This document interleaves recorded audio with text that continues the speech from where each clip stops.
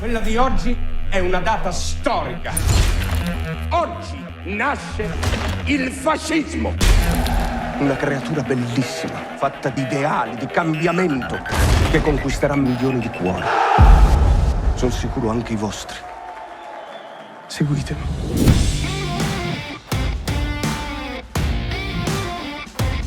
I guess I was interested in educating myself on the roots and foundations of fascism.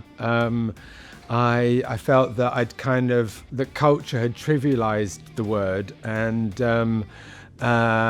it almost become comic. And then with the kind of re-emergence of far-right populism, I felt that it was my kind of responsibility to try and understand what it was and where it came from.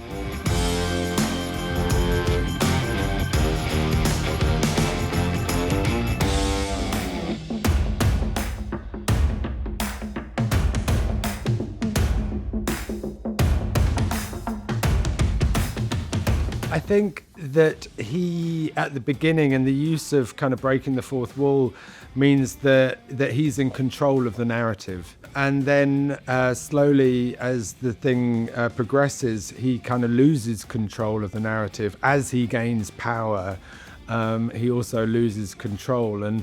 And we often kind of use comedy or humor to bring the audience in, and then suddenly realize that what he's talking about is deeply harmful to his community and nation.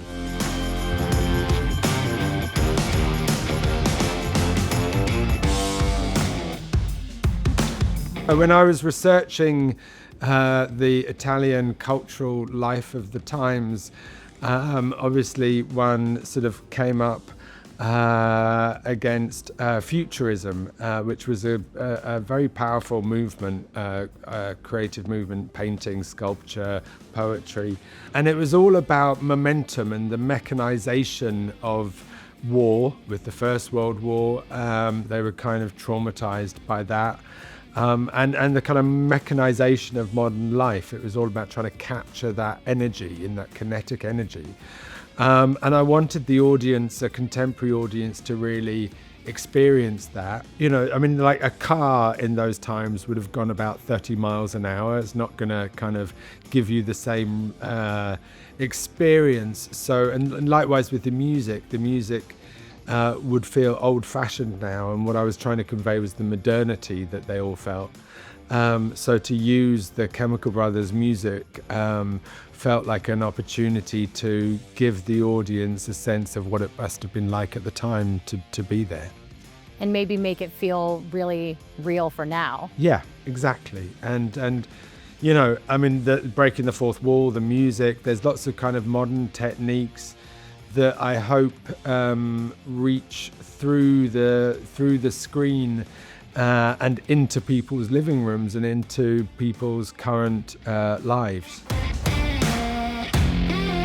Yeah, very much so. I mean, I think one can't help but draw parallels between what Mussolini was doing and what various far-right leaders around the world are doing, you know, taking the very legitimate concerns of people and exploiting them to their own gains. And so certainly when we made the show, you know, back in 2021-2, things weren't where they are now. But it's frightening to see the parallels, and we have to be careful because that way lies danger.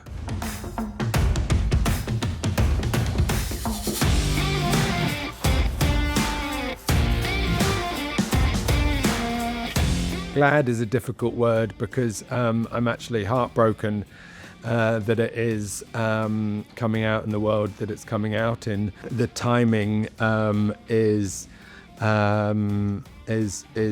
right.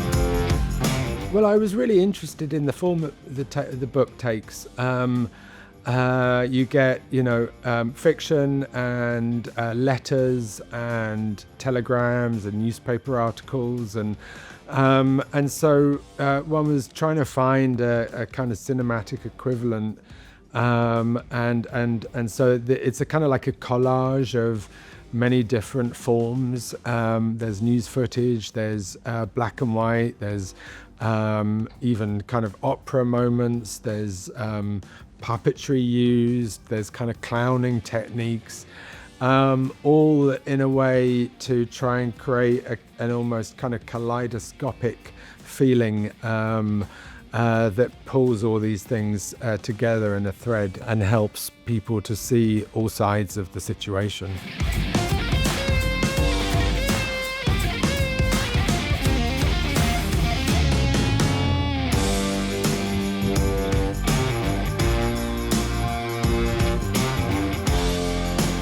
I didn't set out to carve a through line. However, I think there is, in the sense that all the characters, all the protagonists of my films are generally outsiders or kind of strangers in a strange world. I'm always interested in that outsider perspective, from kind of Elizabeth Bennet, who was sort of an outsider within her own family and society at the time, to Bryony Tallis in Atonement, or even Churchill in Darkest Hour was a kind of outsider. He was an outcast in the political establishment before they brought him back to be Prime Minister in 41.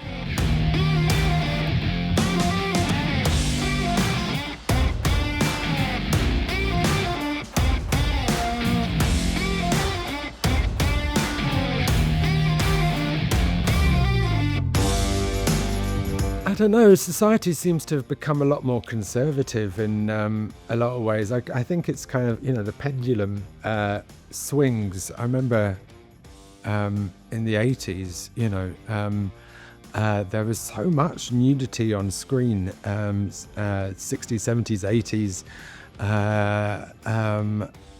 And I think that it's kind of swung the other way. I wish we could just find a kind of nice sort of place in the middle where we're respectful of each other's bodies, but we're kind of open to depictions of sexuality in a different way. Yeah, it's so odd.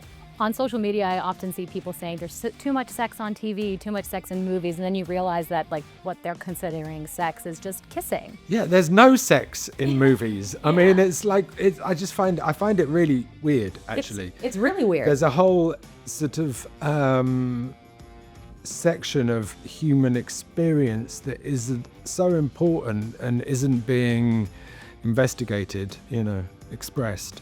Do you think it's fear of intimacy among people nowadays? It seems like, as you said, the pendulum has really swung. Yeah, in maybe a weird course correction way. Yeah, I don't know. I mean, I think maybe it's a fear of intimacy, or a fear of saying or doing the wrong thing. There's so much